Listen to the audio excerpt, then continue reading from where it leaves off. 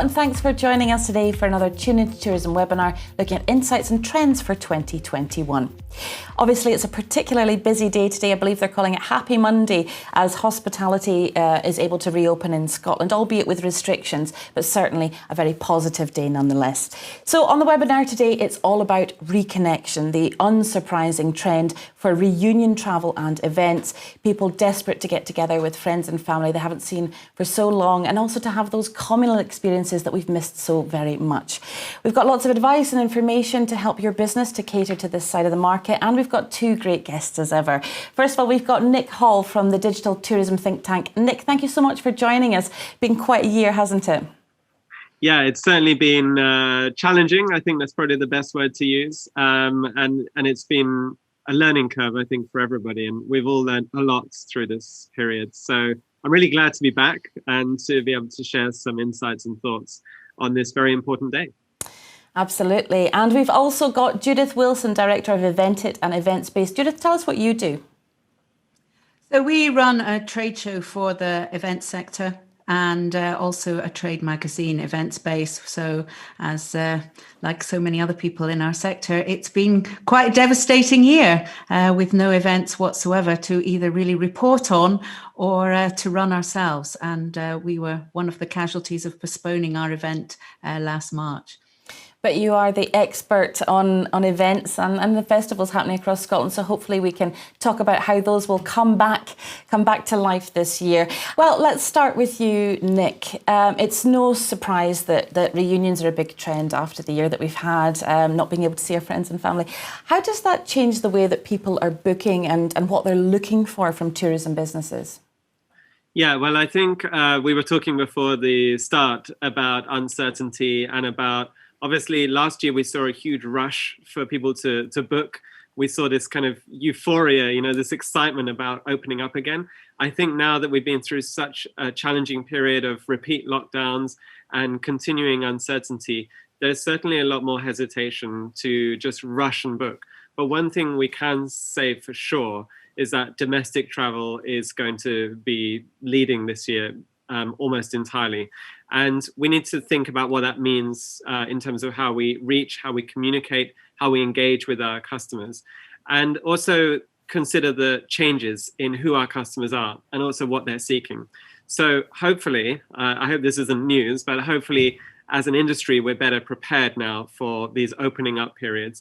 And hopefully we've been able to make the changes within the business to provide confidence around things like safety, which are still really, really important, a huge concern for most travelers. And being able to also use the communication tools, the digital tools that we've become much more comfortable using to educate, to inform, and to provide a lot more detail about the business, the operations of the business, because and perhaps slightly unusually, the selling point that we have right now is all in the detail, how we communicate the detail of the offer, the changes that we've made within the business, and how we're there to support our customers in whatever form they may be coming through the door. So obviously those weren't the things that we used to sell travel and tourism on in the past, but now this is certainly one of the key differentiators that we can find as a business. Absolutely, and so much to think about as a business, and really nailing into who your customers are and what they're looking for. And that reunion travel in particular does mean that we're going to have multi-generational groups, more of that than perhaps we had before. Yeah, so when we think about how things have changed, of course, we're coming from a period of now a couple of years ago, let's say, where we used to just jump on a plane, head to wherever we wanted to go. That could be a city break for a weekend, could be a trip with our friends. But things have really changed right now. The fact that we haven't been able to travel for so long has an impact on our decisions. And the fact that travel does come with a lot more hurdles and obstacles means that it's something we take a lot more time to consider, and we consider how we should travel. So for a business to respond to that, it's important to see what's actually happened over the last year. People have been away from their friends and their family, and they've appreciated much more the time that they can spend with their family in a way that they haven't been able to really necessarily appreciate that in the past. And that means that when we can start to travel, which is increasingly, we're getting more and more freedom, that people are actually now going to be seeking to have more quality time with those that are closest to them, because for many of them, they'll be reconnecting after months and months, maybe even a year of not being able to see each other face to face.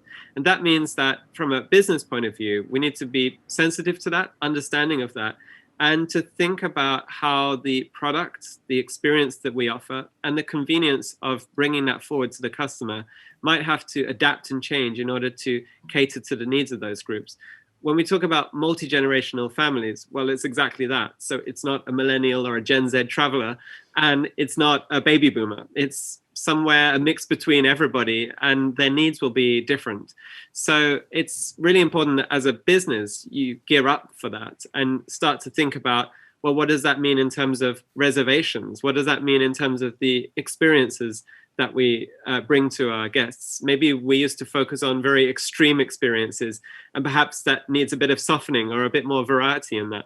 So I think it's important to consider all of these different factors, and also consider the behavioral changes that we as a society have become used to now. So things like much stronger digital proficiency, an expectation now to book and to reserve online, much less whimsical last minute or impromptu decisions.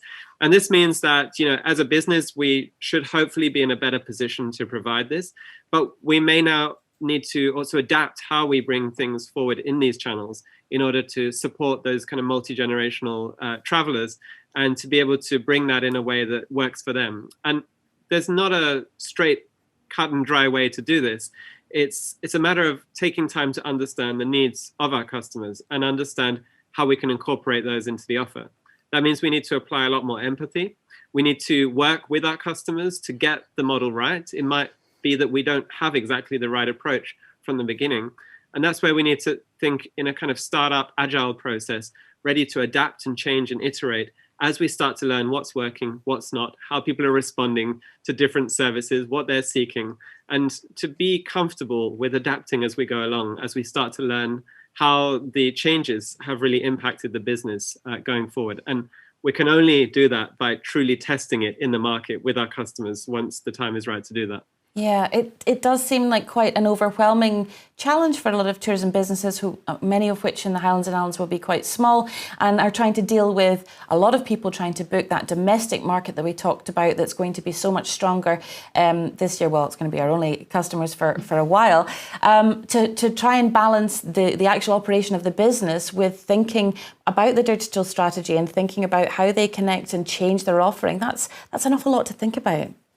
Yeah, I think, you know, one of the things which is important to think about is how to use the digital tools that we're using. And I mean, we always talk about these big, exciting ideas with digital, but also, you know, even the very simplest, like connecting with your customers on Facebook if they reach out to you, being able to offer a very personal level of service, thinking about how to offer something which is more premium, more value added is really key. If we can already predict that there's going to be a flood, that we're going to be actually oversubscribed because of the pent-up demand, and also the shorter time frame in which we've got to generate those bookings, we might want to then focus on actually increasing prices a little bit and offering a much higher quality of service, rather than going for those lower prices and focusing on a kind of mass tourism or even some degree towards that, and actually focus on, you know, allowing ourselves to offer the value that visitors are seeking.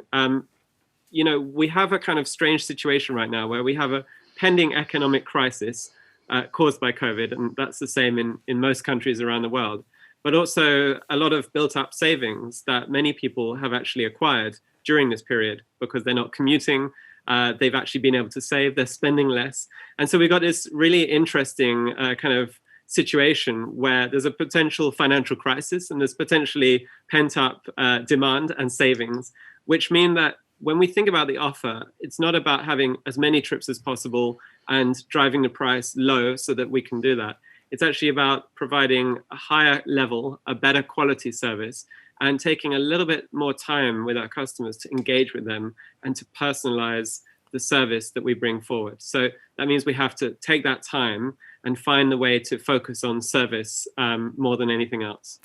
Yeah, I think when we talk about reunion travel, people are looking to to make memories again, to have those really special experiences. And this is an opportunity to rethink your offering and how you can do that. As you say, maybe it's quality over quantity, and changing the sort of your pricing structure as well. Yeah, exactly. So I think what's really important is to be able to deliver the service that people are looking for right now, which means perhaps a lot of personalization, a lot of customization to get that trip, that experience right for them. If you have a multi-generational family situation, they might have quite specific needs that you need to think about how to support them with. And it might be, sometimes something very simple as well, like preparing really interesting experiences that they can do as a family, and supporting that with picnics and things that you can create a kind of hamper or something like that. So it's really kind of seeing where the opportunity is and rethinking how you deliver the offer. And that might mean working in partnership with other businesses to create something which can really add value to that kind of family experience. Also, maybe thinking about the way in which you package everything as well. So focusing the messaging behind those products on how to reconnect, how to find time to spend time together with loved ones and to really appreciate that time together. Mm-hmm. So that's also something that's really, really key, is to help your customers see themselves in that picture, see themselves in that experience together with their loved ones, and to really appeal to those customers. But also keep in mind the differences in customers. You might have one group that's actually been impacted quite heavily, and another group that's actually benefited and managed to save money during this period. And so having that readiness to flex and alter the offer, on the one hand, doing something which perhaps adds a lot of value, creates something really special, really meaningful. Works with the nature to focus on the outdoors and focus on that coming together opportunity, and perhaps packaging that with something really special from another local business, so you can really bring that local aspect and connect people with both nature and local businesses. And on the other hand, think about those that are ready to pay a premium for something more exclusive or something more private, or a longer experience, which is really, really special. We have to think that this might be the only holiday that people have this year. Yeah. And that's a change from the past. And that means that trip needs to be really, really special. It needs to be really memorable and unforgettable. And of course, that's always been the case, but we really need to think about what that means if that's your only trip of the year. And that's perhaps the only time that you get to reconnect and spend that quality time with your family again. I think that's a really good point that you made there about for them to be able to see themselves in your venue, your business, and it's about that marketing, it's about that message, and really thinking more of that personalization, being quite emotive with your messaging. Yeah, I think what we've seen, if we look at the non-essential retail sector, which has obviously been open and been able to kind of adapt continuously as they've been much more open and closed compared to hospitality, which has taken some of the brunt of this. We see a lot of innovation happening. We saw digitalization on a scale that we've never seen before. We saw businesses diversifying and thinking, how can we, whether it's offering click and collect, whether it's offering a kind of virtual showroom experience in this sector, or virtual video appointments, which is something we do in business all the time, but bringing that to consumers is a little bit different. If you're buying a sofa, for example, and you have to have a virtual experience of that. But it's something which has happened and has actually been very successful. And now that we see ourselves going into the next period, we see that the messaging from some of the most successful businesses in outside of travel focuses on choice, focuses on allowing customers to choose what works best for them. So for some, there will really be that new preference to do everything digitally, to have a virtual experience, to connect virtually, to order virtually, to reserve online. Whereas others will want to maybe come in person, but we have to focus on, that safety element, how to do that in a really responsible and safe way. And so I think one of the things to now think about is choice. And perhaps this is quite difficult as well to manage logistically for a business. I have to say every business is unique, so there's no easy way to say how to do that. But think about offering choice. Think about understanding that for some customers, that real face-to-face experience is something that they've been yearning for and they really, really missed. But then again, there are others that either were always digitally savvy, digitally first, I put myself in that category, or have learnt to be and have become digital first in their mindset, or perhaps prefer digital even now because the safety concerns, and they're very conscious of the need to really reduce contact and to keep the distance. So we need to incorporate all of those elements into ourselves as tourism businesses. And that means, for example, if you're a hotel, thinking about ways that you can facilitate a low touch or a contact-free experience. That might mean the normal way of ordering something or requesting support might have been done face-to-face, might have been done downstairs in the hotel reception. And how can we move that into the guest room, move that into the mobile space? And it doesn't always require this really high-end or really smart use of technology. Of course, that's great. But, things like WhatsApp, Facebook Messenger, being available and being ready to support customers in those spaces is really key. And not just being there, but also informing, educating, showing, and telling your customers, this is how you can reach us. This is how we can help you. And we're doing everything digitally, perhaps, but we're doing it in a very, very personal way. So just because we have that new digital layer between us and our customers, which perhaps wasn't quite so prevalent before, it doesn't mean we're not there for them. It doesn't mean that they can't count on a really personal service. It might mean quite the opposite. So you might take an experience where you go out, you go hiking, you take a hamper with you. It's a really great experience. You're on your own with your family, but you've got your digital guide. You've got your support team that's always there for you if you have any questions or if you need any guidance or recommendations. And this is how we can be there for our customers, to leave them to enjoy that special time together, but always be ready, always be available for them because of the way we use digital tools that we perhaps didn't really embrace in this way before. So I think there's an opportunity to use technology, to use digital, to create a much, much higher level of service.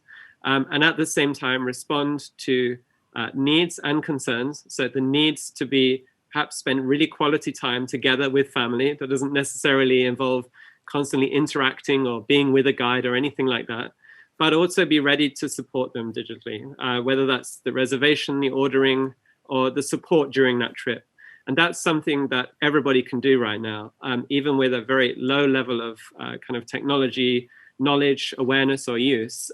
Even the everyday tools that we use on a day-to-day basis, such as WhatsApp and Facebook, can really help us to be closer to our customers. Mm-hmm. And actually those multi-generational groups, you might have thought in the past that the sort of older customer isn't as digitally savvy. But of course, after the year we've had, that's the only way that we've been able to connect for a lot of people via Zoom or Skype or, other online WhatsApp, as you suggested there. So I think people have become much more comfortable using digital. And as you say, it enables us to have that separation from people that are not in our bubble, but to still be able to have those experiences. Yeah, exactly. And I think what we've seen is that there's an explosion of tools, of platforms, of everything that people are using. And the best thing we can do as a business is be ready to embrace whatever channel our customers are in, which is obviously what we always spoke about when we talked about social media. But now we're talking about engagement generally. So depending on what we're selling and what experience that is, it might be appropriate to connect with our customers beforehand, to give them that face-to-face video walkthrough, to show them the room, for example, that they're reserving. If they're staying for a certain period of time and they have certain needs, how much effort is it to show them what they can expect and to make that appointment with them to actually do that?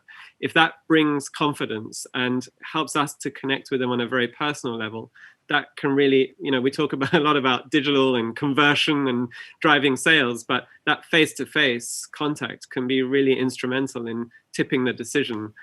So, simple things like that can be really, really valuable. And as you say, there's not the clear divide in terms of generations and use of technology and adoption of technology.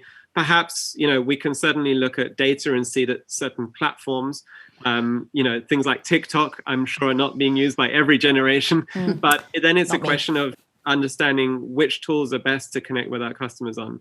But certainly digital is not a barrier. It's maybe more of a question of what is the preference when it comes to digital.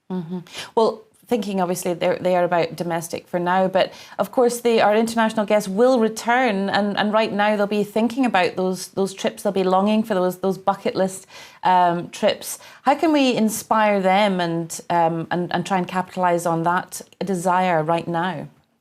Yeah, well, I know it's tough because we started at the beginning of the pandemic to say, keep the brand, keep the business, keep the destination top of mind.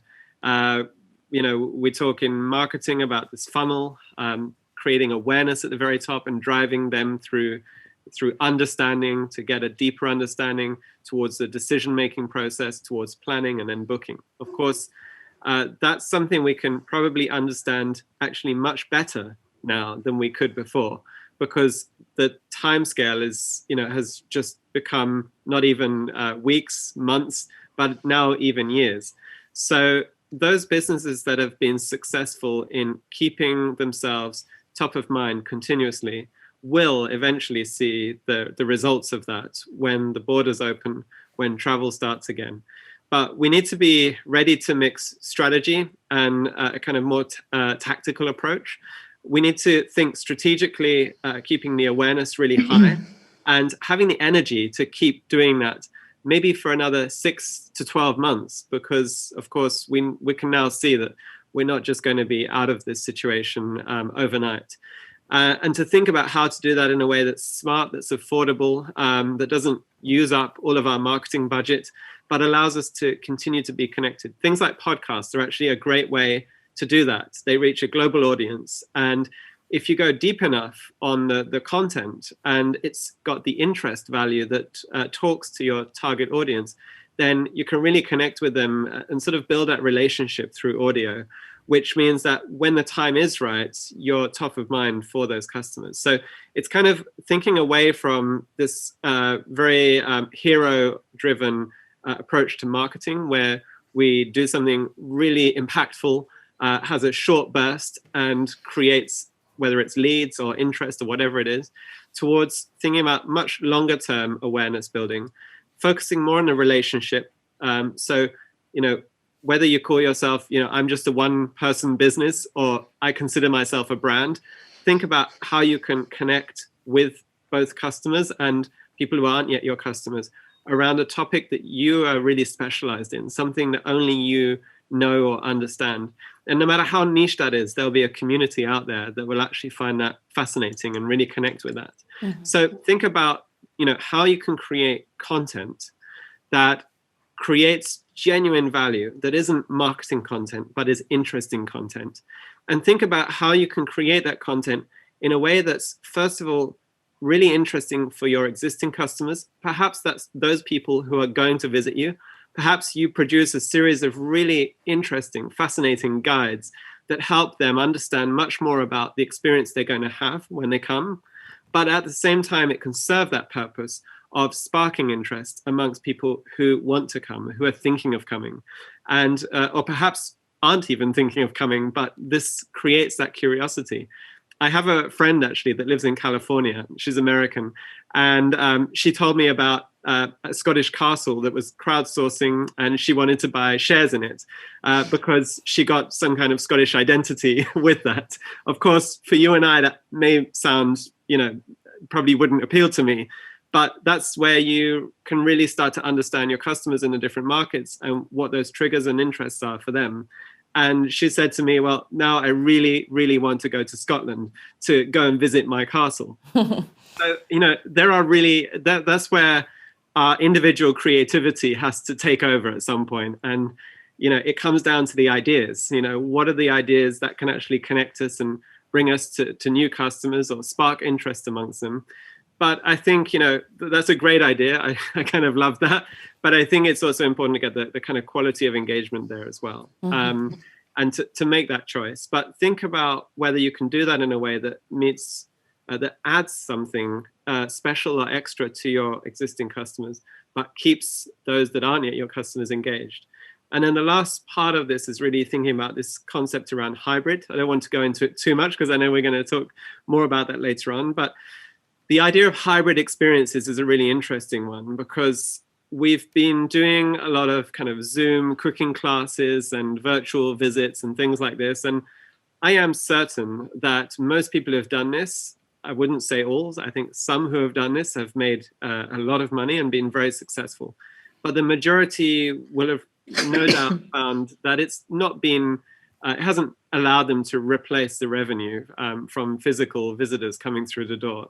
It's perhaps allowed them to stay engaged with them, which maybe is great, and maybe it isn't enough for a lot of businesses. And some will have said, actually, we found a whole new stream of business by going online, and now we're a digital content service provider, and we no longer, we no longer focus on those through the door visitors. That's great if that's the crowd that they're in. But I think for most businesses, the success will be in merging the two, offering a really great visitor experience and offering an online visitor experience too. And that's where the product itself maybe needs some creative thinking. Are we able to sell a service or a package or a product which has a digital component to it, even for those visitors that we're expecting to come, those domestic travelers, for example? And if we can do that, then we can think about how to forward sell that same product to customers who can't yet come, because today we can offer them the digital part of that experience, and later we can offer them the other part that they maybe also paid for. So think about how to bundle and package both digital and real experiences, because today we might offer the real experience supported by a digital component. And for our customers that can't come, we might do it the other way around, where we sell the digital experience supported by a real experience when they're ready. And, this really comes down to our creativity, how we package that, whether we put that into a joint offer, whether we think in a direction of a subscription, whether we look at the value of doing something digitally bigger than can we generate revenue from that, but more how does it enhance our overall offer? And not always trying to look at something we do digitally in the way that it has to replace the revenue that we lost in person, because we probably will never get to the right point with that. It's a completely different thing. Well, Judith, Nick mentioned that word hybrid, which is going to be key for the events industry. How are things looking just now? I mean, as you say, it's been a devastating year for events, impossible for anyone really to do anything. How's the situation now? I think there's a lot more positivity now, which is great. I think there is a huge amount of pent-up desire for people to start to run some in-person events. Having said that, I would also say that there has been a real embracing of the virtual event side.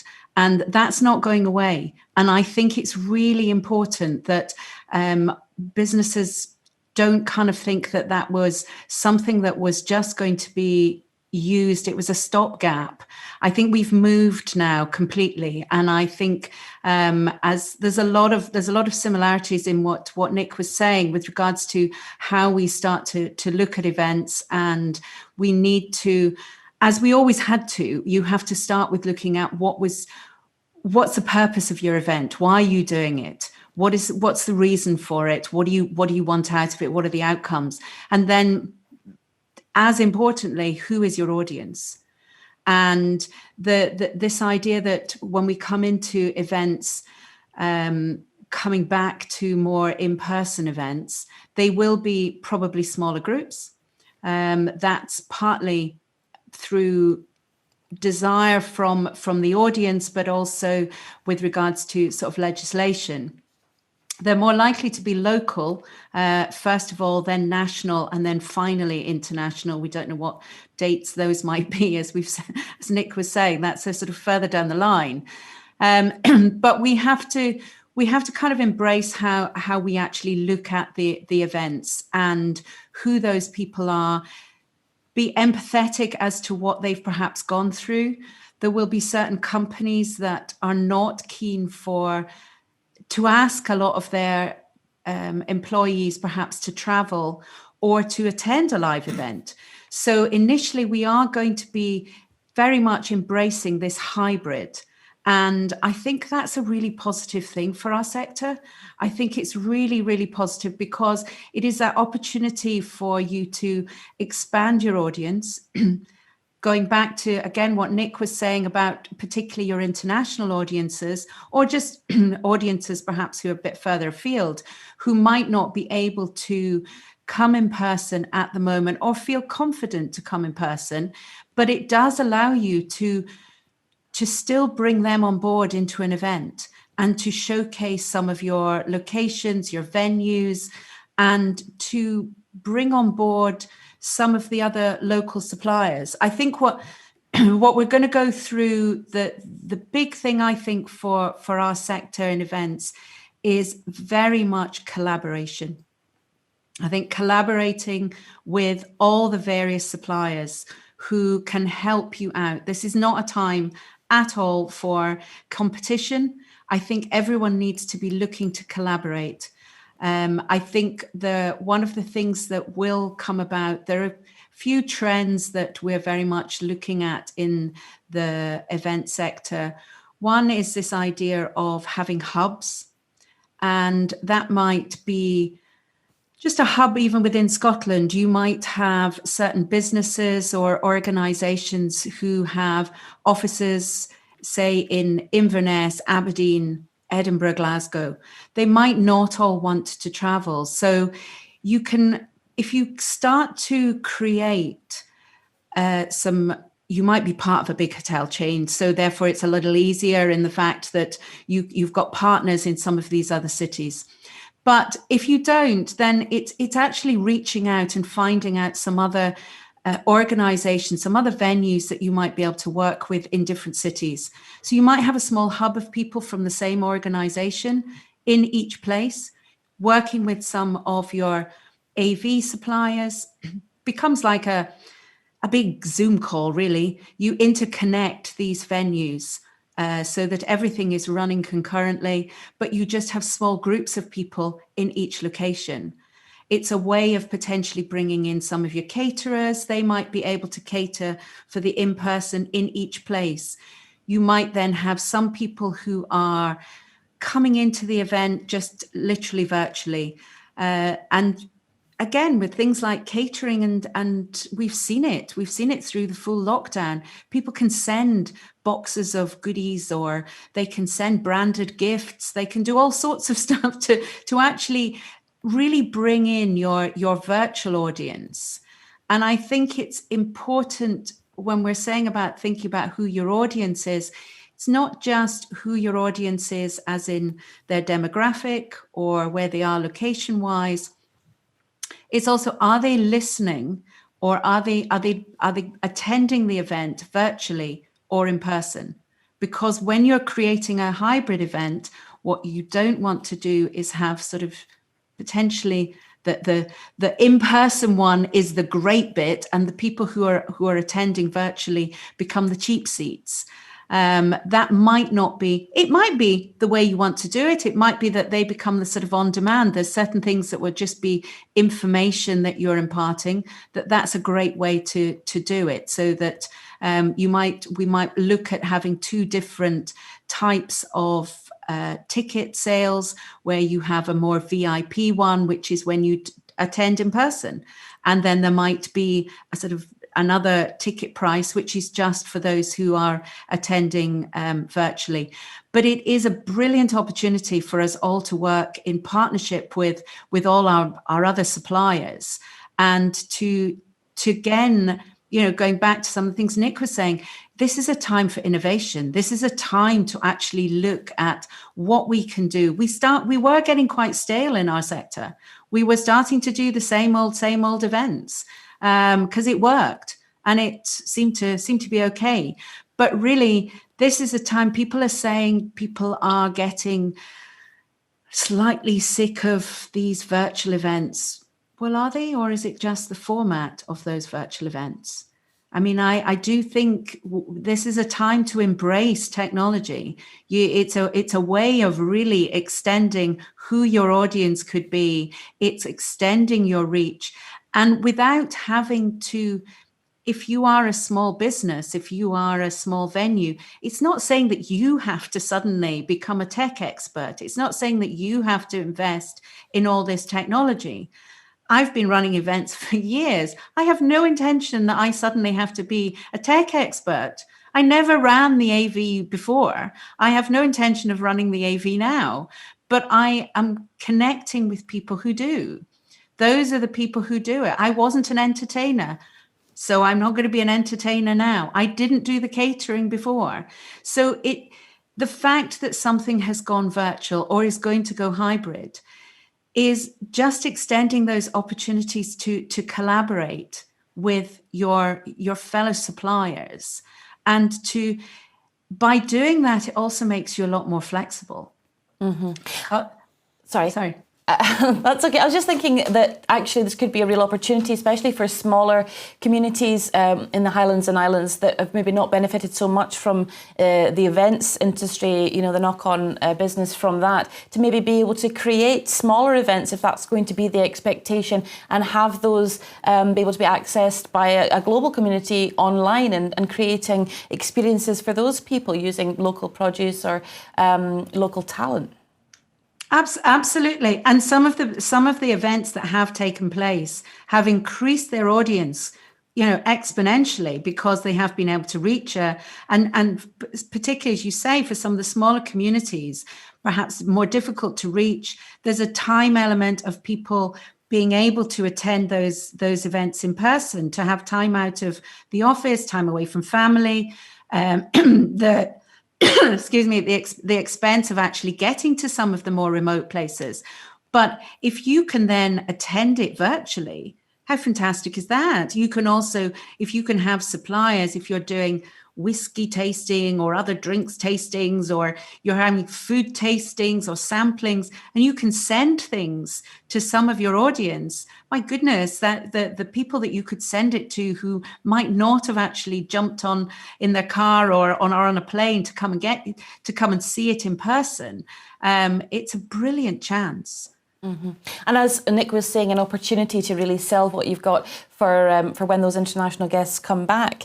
If they can try it out, first of all, online, then they might want to come and see what we've got to offer in person when we're able to travel internationally again. And how can tourism businesses who want to get in on the action and tap into these sort of events that are happening, how can they find out more about what they could be, what events are happening near them? I think there's the major organisations, whether it's the likes of Visit Scotland, Event Scotland, they have always had a good connection as to what's going on. The local tourist boards and the convention bureaus, and they have always been good to tap into. We as a company, we try as much as possible to promote anything that's happening within Scotland through our magazine. So actually, anybody who's out there, if you want to promote what you're doing, please get in touch with us. We're more than delighted to just sort of put it out to inform the nation that something is happening. But I do also think it's a matter of collaborating with people who are close by and looking at starting something from scratch. You don't necessarily have to tie in with someone. This is a chance to kind of get together as a community and think, festivalization, a word that our industry seemed to have created long before COVID. But festivalization was becoming a big thing in events where people want that opportunity to pick and choose what they're doing. They don't necessarily want to go to an event and be told that this is the program and they're going to have to just listen to somebody for hours and hours, and this is one program, that's the only thing. If they don't like it, well, they just go and sit and have a coffee for a while. They want to be able to pick and choose. They want to have a lot of things going on that day so that they can have a taster session of this and that. And that's a chance for us to do that. If you're in a small area, you can get together with different venues and different suppliers, and it becomes a bit like a walk around event. People can go from one area to another to get involved. And that's when it also makes things more flexible. Should something happen, goodness hopes that we don't have anything where we go backwards with COVID. But if you're taking all the risk yourself as a venue or an event manager or whatever else, then you start to get very nervous that these things might happen. But if everybody's in on this, it makes you much more flexible.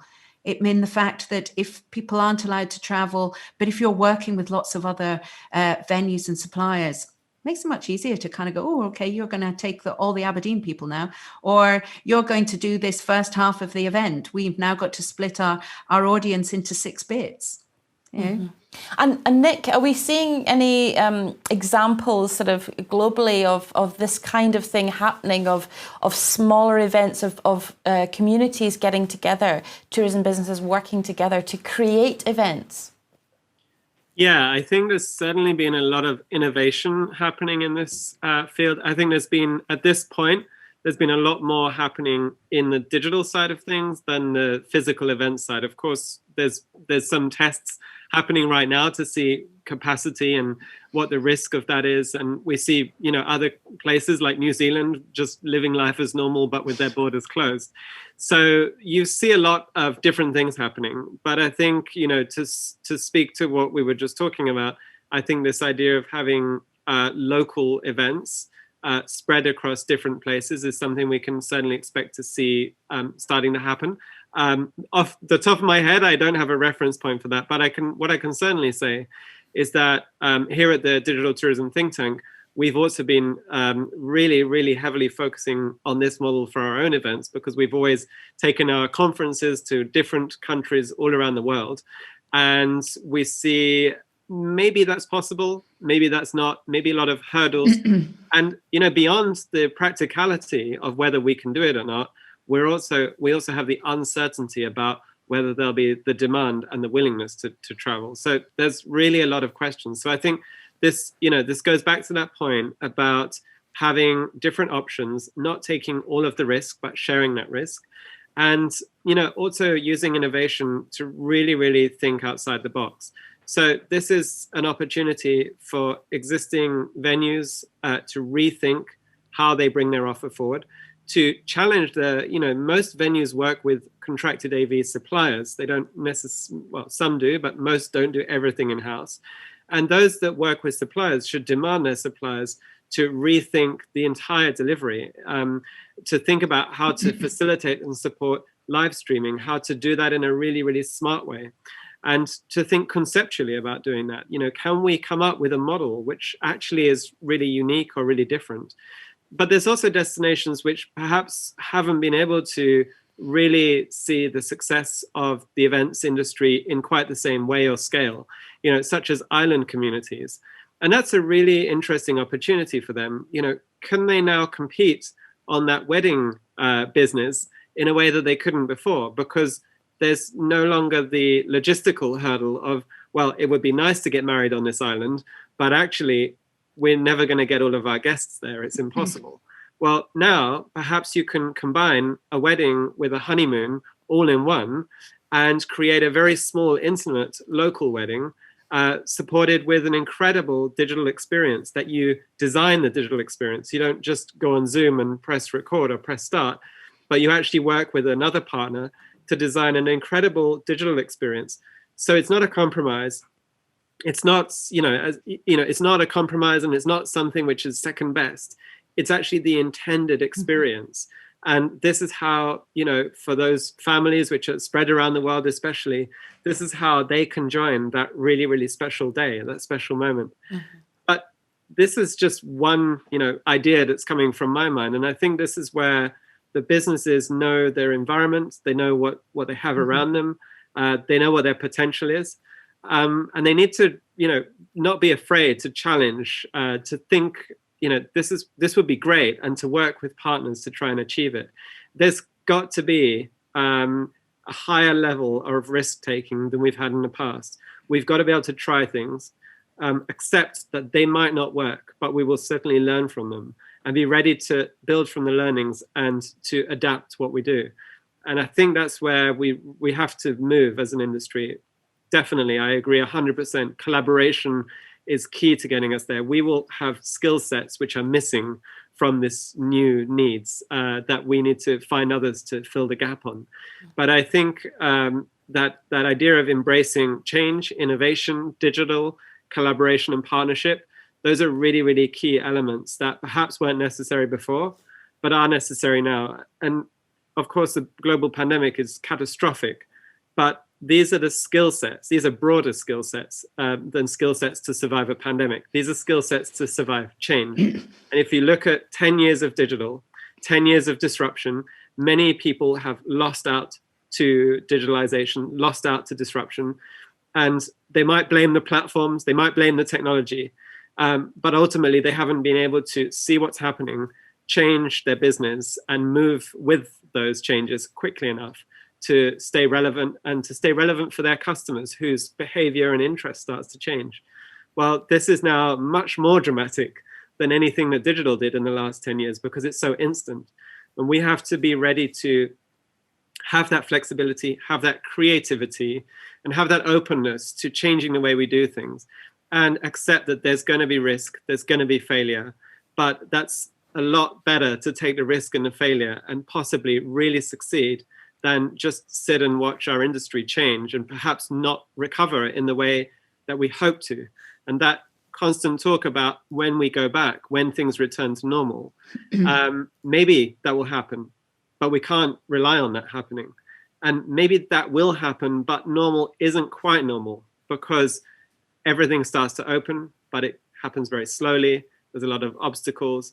And through that, our sort of consciousness changes, that human psyche fundamentally changes. I know I used to travel 4 or 5 flights a week to different countries, and now I genuinely don't want to go anywhere. And I'm happy to travel again, but I certainly don't want to go back to those times. And if I can say that, then I'm not sure there's any reason why other people won't be having the same thoughts themselves. Mm-hmm.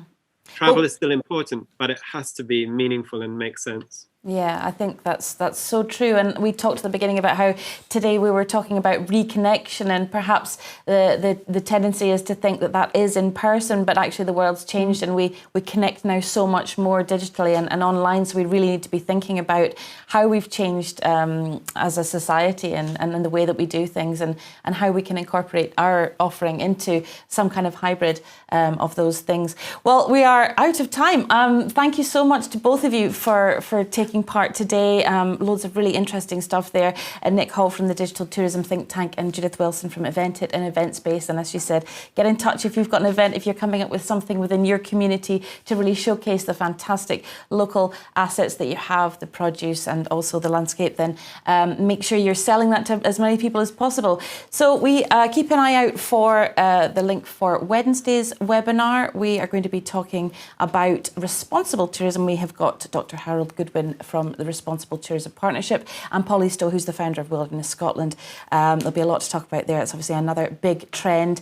And then on Friday, our final webinar is all about rural and community tourism. So a little bit more on that collaboration that we touched on today.